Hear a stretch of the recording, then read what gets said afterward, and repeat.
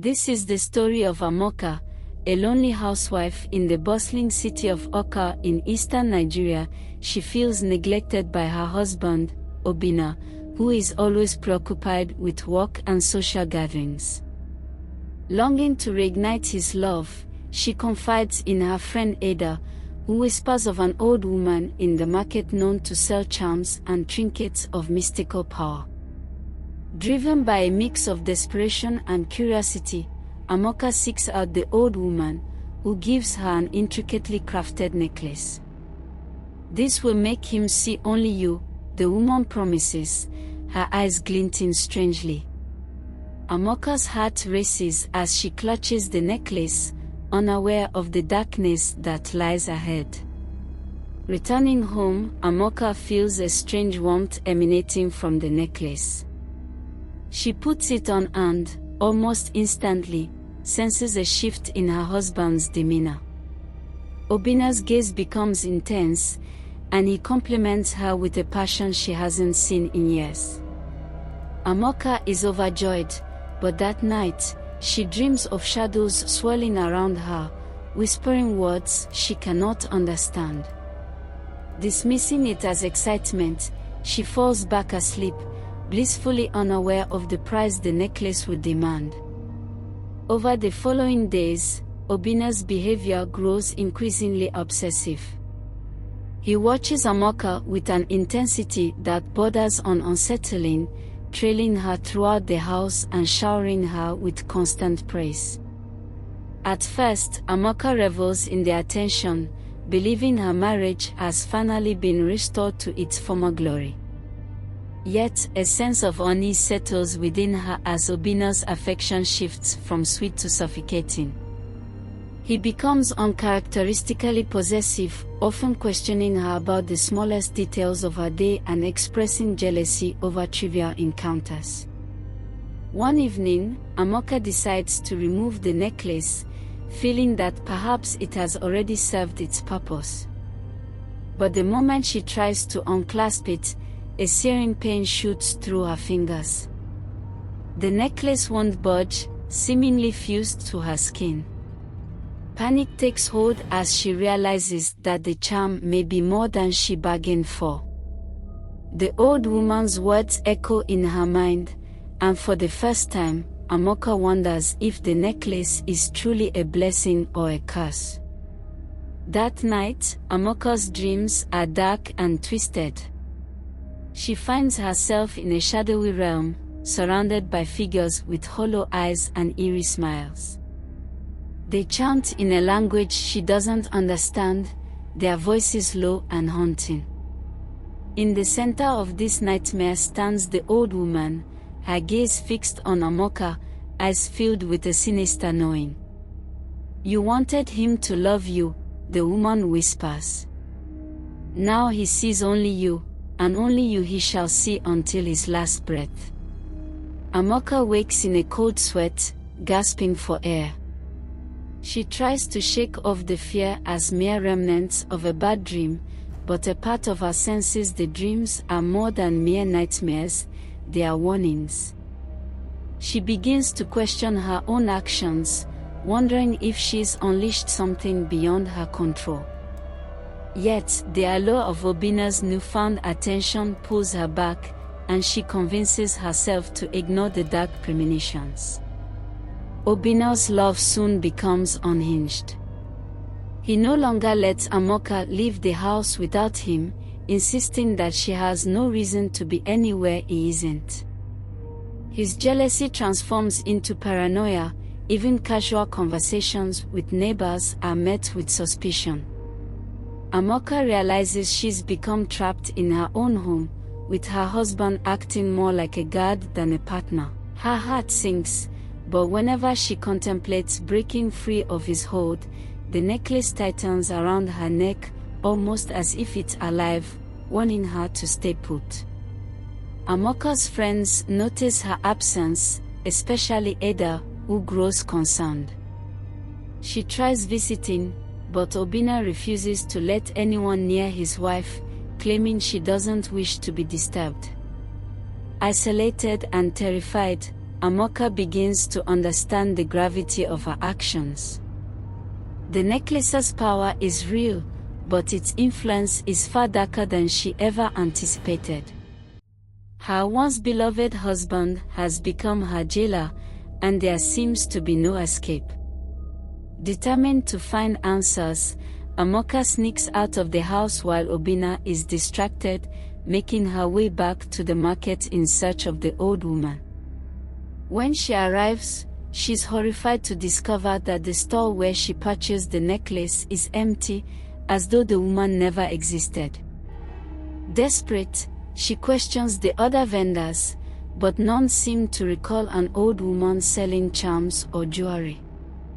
The sense of dread within her deepens, but as she turns to leave, a voice calls out from the shadows. The old woman emerges, her face twisted into an ominous smile. "You sought love without limits, child. The necklace gave you what you desired," she says, her voice dripping with malice. Amaka begs for a way to reverse the charm, but the old woman only laughs.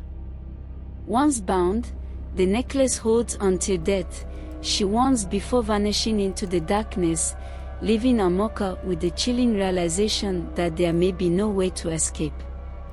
Obinna's possessiveness escalates into madness. He forbids Amaka from leaving his sight, insisting that he cannot live without her. His once loving gaze now holds a fevered desperation, as though his very soul is bound to her. Amaka watches helplessly as the man she once loved becomes a stranger, consumed by an obsession that seems inhuman. The more she tries to reason with him, the tighter the necklace clings to her, binding her fate with his. As days pass, Amaka feels her own sanity slipping. The dark dreams return each night, and whispers haunt her in waking hours, warning of an inevitable doom. She attempts to remove the necklace once more, but the pain is unbearable.